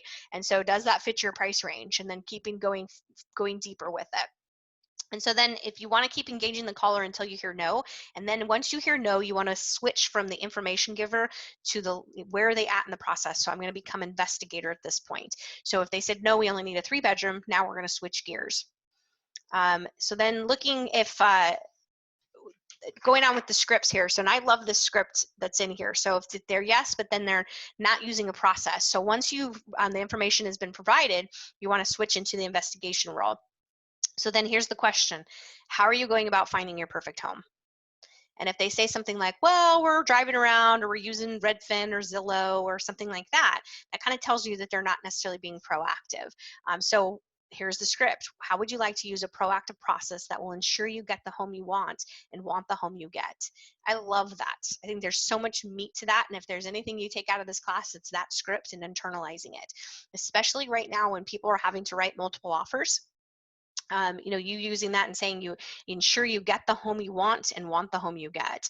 So what would that entail? It would begin with us getting together for about an hour so I can uncover exactly what you need in your next home, define your financial comfort zone, and thoroughly discuss the roles and expectations we would have of one another in a successful working relationship. Does that sound like an approach that could benefit you? And then you would close for the appointment. And so a couple of things here is that uncover exactly what you need. Okay, so that's creating a win-win and a partnership, not just you being tour guide Barbie. And then financial comfort zone is so professional and polished and such a great way to ask how much they're qualified for. But it also builds immediate trust. And so a lot of times salespeople have a reputation of just wanting to sell the highest priced good to get the fattest payday. Especially if you've ever bought a car, I mean, that's what they try to do, right? Because everyone's so payment conscious. So they try to figure out what's the highest price they can get you into in a payment. So if I had said to you, Debbie, that we're going to talk about what your financial comfort zone is, immediate trust building right there. And then thoroughly discuss your roles and expectations. And so the roles and expectations you guys are going to receive in the the next 2 classes we have are, I think it's the next 2 classes, buyer conversion and listing conversion. Both of those have roles and expectations, which are amazing, amazing, amazing tools. So you'll get that in those classes. And then of course, closing for the appointment, right? So I really love this script. It has a lot of meat to it, but a lot that just really conveys your professionalism, but also build immediate trust and rapport with them. So then you want to book the appointment. Send them a thank you note for nice meeting you, can't wait to work with you, and then call to confirm the appointment. And so, we're the only industry that doesn't call to confirm appointments, which I find kind of interesting because, life happens, right? And if someone forgets or someone has something, the spouse has to go do something and maybe they think that it's okay to have one person meet and not both, there's opportunity and again, it makes you look professional. You call to confirm the appointment. All right, so you may be required to justify your reasoning. And on that too, you guys, if it's a lead that you've never met, how about send a quick text message video? Hi, this is Dusty with RE/MAX Professionals. I just thought I'd put a face with the name. Looking forward to meeting you tomorrow at 2 o'clock. Let me know if you've got any questions or if you need the address, whatever, right? Whatever you want to say. Because if it's a cold lead that you've never met, that's a nice way to, break the ice, if you will, okay? All right, so justification. So can't you just email me the information? I think all of us have said this to somebody that's trying to solicit us, right? And again, email is the rejection-free zone, so I can just delete the email, right? If you send it to me and I don't want to be bothered by you. And we've given the consumers the permission to say this to us, right? Can't you just email it to me? Do you not see the benefit of us getting together? Well, other agents haven't had me do this. Exactly. Understand that I'm a real estate consultant. I am extremely serious about what I do. I don't do this part-time. I run a business, and I'm not just in the business of showing homes. I'm in the business of satisfying needs. I have a process that I will use with all my clients. Therefore, let me start over. Therefore, what we need to do before I start emailing you information is to define your perfect home, make sure the homes we consider fall well within your financial comfort zone, and thoroughly discuss our roles and expectations in a successful working relationship. I believe the best approach when investing a large sum of money is to operate as an intentional and proactive team. Wouldn't you agree? And then you would close for the appointment. If they say no, there are people out there that just, you know, you're going to not want to work with, right? And so when they say no to wanting to meet and you've gone through these scripts, that might be a red flag that there's something off about that person, or maybe they, you know, aren't a legitimate buyer. And so don't be afraid to, you know, let that go, because, you know, we live in a world of abundance. Couple things on this is my rant about MLS. So many times we meet people and we put them on a portal, right? We put them in MLS, I'll email you stuff. And then I hear people say, well, they didn't open the email. Well, yeah, because they have that same email coming from 5 other agents. And so the MLS is our protected baby. And I was around before MLS was IDX'd out to Zillow and Redfin and all these other companies. And it was a big thing. And Debbie, I know you remember this, but it was a big deal. And we fought it. And we lost, obviously, but we fought it because we wanted to protect our MLS and our data. And so now, you know, we can thank that decision to do IDX that we have Redfin and OfferPad and all these companies out there, because we syndicated our information. So in my mind, that's the last stop that that we have as an industry to protect our industry. And so stop putting people in MLS on portals that don't deserve to be in there. You know, only legitimate people should be taking up space getting that information, because it's the last, you know, that's the true, real lifetime information, right? Give them the Remax mobile app, set them up on VoicePad. You know, there's options that you can do that would engage them, to still provide information, but not clog up your portals with people that aren't going to buy a house from you or are, you know, looky-loos. Okay, so just my little rant about MLS. All right, so a more direct approach. So this is on page 18 in your materials. So more direct approach. So advanced dialogue. So another way to justify the first meeting. So in regards to your next home, is it important that you make an informed, intelligent decision? Very direct, right? Because what are you saying? That I'm not going to make a smart choice? Is it important that you take a proactive approach rather than a reactive one? Is it important that you get the home you want, and more importantly, want the home you get? Is it important that you make a logical decision rather than one based entirely on emotion? If it's yes, then shouldn't we use a proactive process to guarantee these things? These are pretty direct, and I get that, you know, some of you might feel a little uncomfortable saying it. But you could find a way to say it in a tone that makes sense for you, so that you can be effective with using the script. Because there are some people that you need to be this freaking direct with. Your high D personalities, sometimes you do just have to be that direct, right? And so it's not a bad thing to have one of these scripts in your tool belt. Might not be something you use all the time, and it might be one that you really don't want to use, but there are occasions when you're going to have to use it with some people that are very direct or very difficult. All right, so again, we're not going to role play, but we are going to go through some more scripts. My little doggy is wanting to say hello, so I'm going to pick him up for a second because he's down here snorting at me and pawing my leg, so he wants to say hello. So this is little Diego. So, all right, if you're going to sit up here, you're going to be good. All right, so let's look at page 19. So the looker is working with another agent, and so we are working with another agent. So are you currently in the market for a new home? And they say yes. How are you going about finding your perfect home? We are working with an agent. And so at this point, it's your choice if you want to advance further and continue the dialogue. I think that's a really easy way to blow you off. If you're at an open house and you just tell me, hey, I have an agent. It's like going to Dillard's, and when the sales lady says, are you finding everything you need, Dusty? And your response is, I'm just looking, right? And so I think it's an easy way. So depending on your personality style and what the vibe is of the interaction with the person, you may want to advance further in the dialogue. So what process are you using to guarantee you get the home you want, and more importantly, want the home you get? I'm not sure I know what you mean.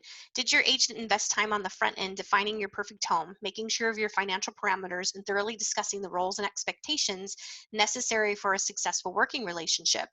And I will guarantee you that unless they've taken this class and mastered the script, they're going to say no. So no, or I guess maybe they did. So would you see value in being more intentional and proactive in your approach? If they say yes, then did you sign anything with that agent? If they say no, then you can continue. If they say yes, you might want to stop the dialogue depending on, again, you and how aggressive you are. If you're my client, I'm not necessarily getting a buyer broker signed, but I am getting agency signed, the buyer affiliate assigned. So I am getting things signed. So, and my clients aren't going to go to an open house because I've already had that conversation with them not to do that. But in the event that they did, they would say they did sign something, okay? But they did not sign something that was necessarily a buyer broker, okay? So again, just depending on the vibe of the conversation, you could continue on with, would you be open to a meeting so we can begin a more focused approach and then close for the appointment? So I think it's case by case, if that person, so what I love to do is, who's your agent? And if they're lying to you, then they're going to get tripped up by that question, right? But if they say, I'm working with so-and-so, great, oh my gosh, you're in great hands, right? And then you can move on from there. But it's always good to ask them who their agent is, because if they're lying, you're going to know. Page 20, so the caller is not actually a buyer.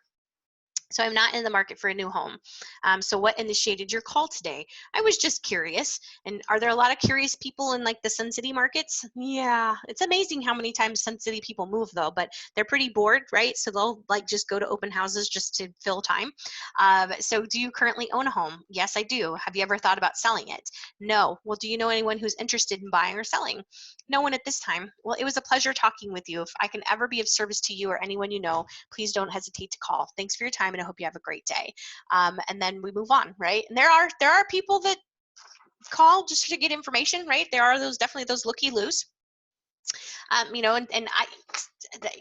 In an open house, if you have somebody, the nosy neighbor that comes through, it's still an opportunity for you to engage that person and add them to your database. You never know. If you have a lovely conversation with someone, and even though they're just the nosy neighbor, still ask to put them in your database. I mean, what's the harm in that? And what's the worst they're going to say? No. What if they say yes, and you had a lovely conversation with someone and you've just added somebody new to your database?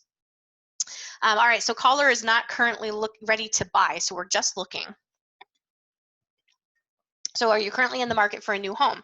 We're just looking right now, or I don't think that we're ready to buy. When do you think you will be ready?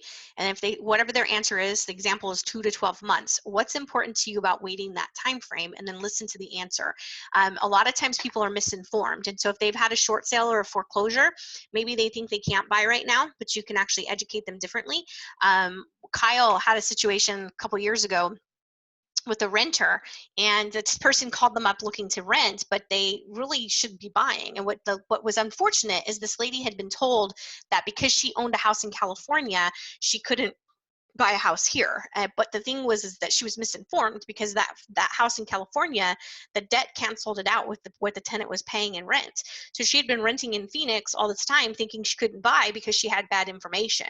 And so you got to listen to what their answer is, and then now that's going to determine which direction the conversation is going, because maybe you could provide them with information that would help them to be able to buy today and not have to wait. And then other times they simply do have to wait, and that's okay. Would you mind if I stayed in touch with you through the mail as well as a phone call now and then? That way, when you're ready to buy, we can virtually assure that you will find a home that meets your specific needs. Hopefully they say yes, and then you put them into your database.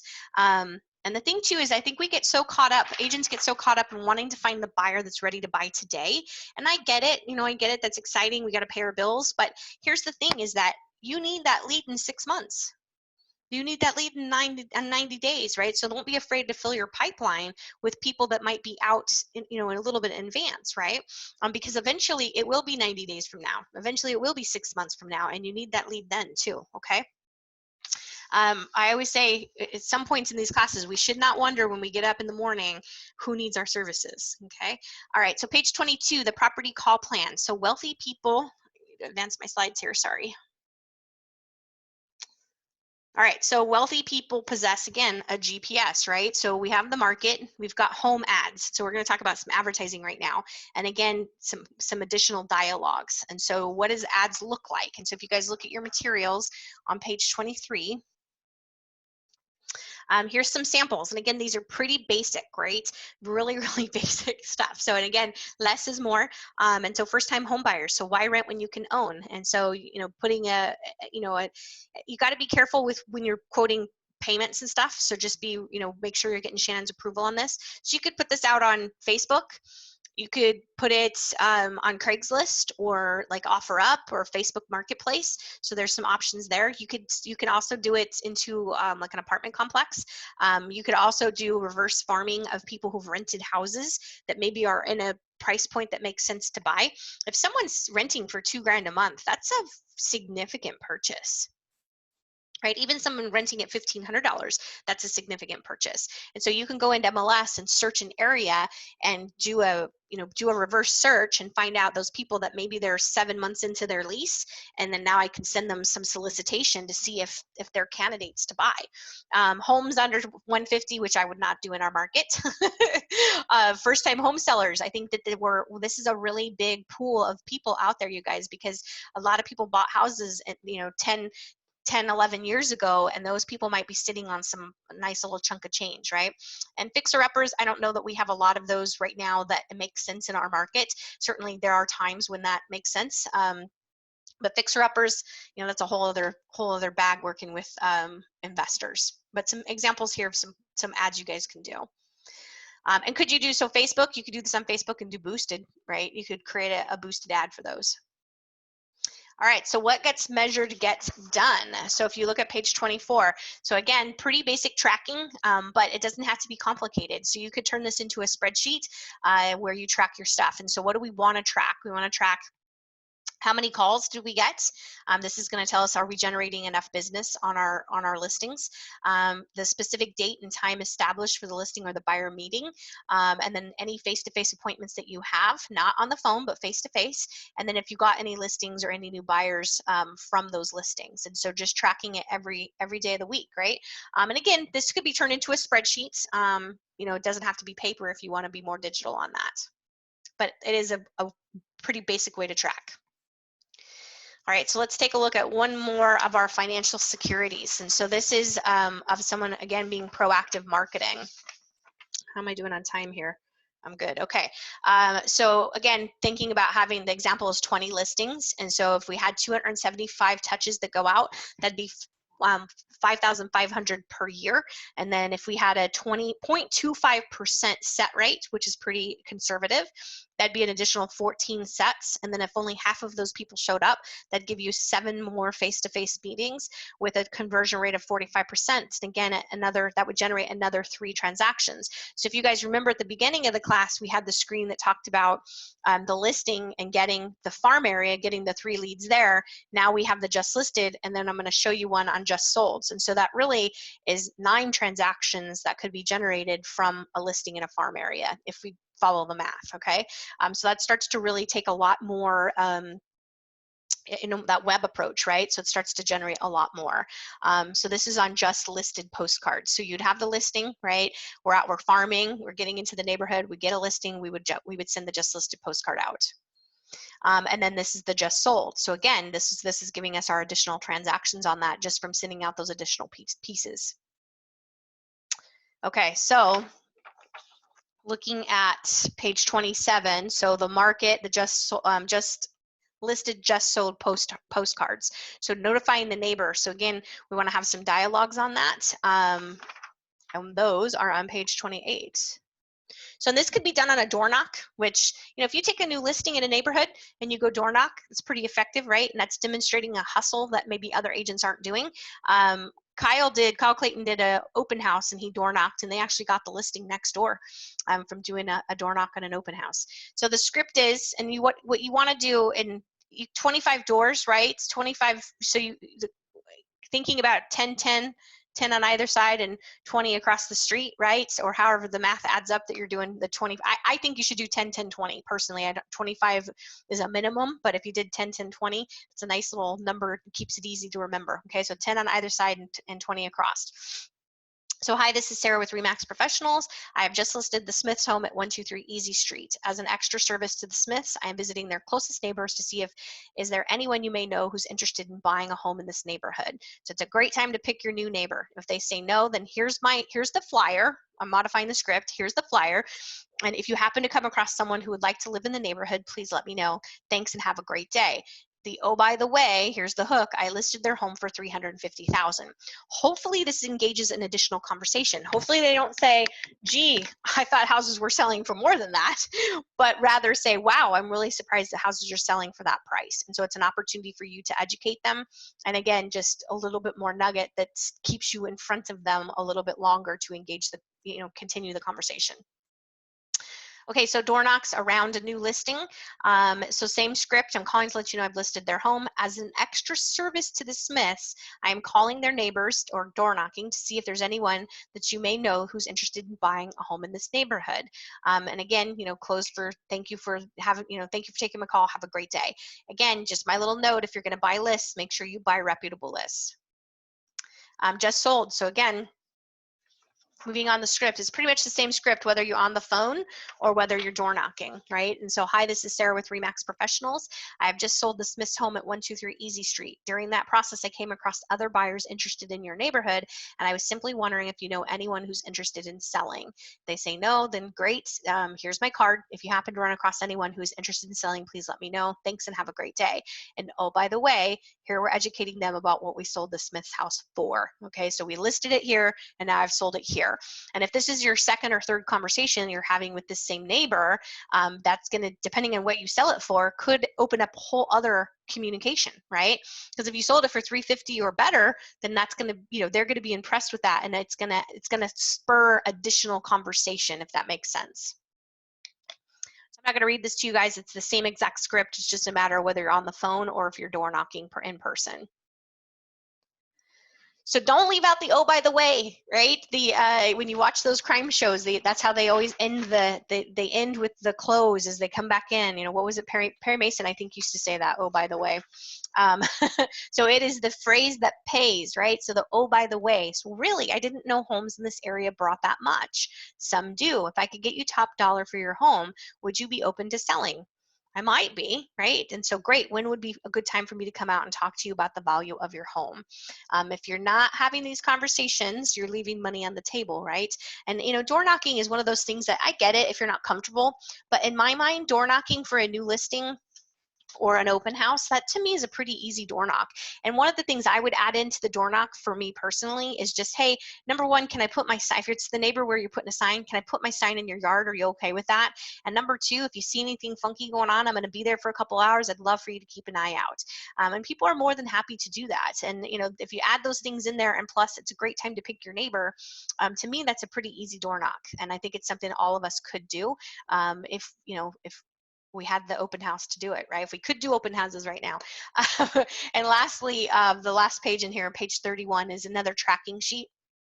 And so tracking the calls that you get from your farm area and around your just listed, just sold. So, just being really intentional about tracking the stuff that's coming in, because at the end of the year, how many leads did you generate, and then how many did you convert? So that's, if you're generating a bunch of leads and not converting them, then we want to do some coaching around that to help you with your scripts and dialogues. And the last page is just, again, another form of tracking for you. So it drills a little bit deeper: farm area, just listed, postcard, just sold, sign calls, ad calls, and then anybody that came off of your website. So it drills a little bit deeper on the sources of where those leads could be coming from. Okay. All right. So that is it, ladies, on today's class. And I finished with how many minutes? 10 minutes to spare. So I used up a good chunk of our time today. So any comments, anything you want to say before we wrap up? It was great. Thank you for investing the time. You are so very welcome. It's my pleasure. So anything else? Thanks, You're very welcome. We got a busy week this Tuesday. Make sure you guys are looking at that Friday email. And if you're going to go onto the Facebook page too on events and see what's coming up. Alex is doing a Bouge thing. They're doing a broker. You guys asked for the weekly broker Q&A. So they're hosting one. I think that's happening on Thursday.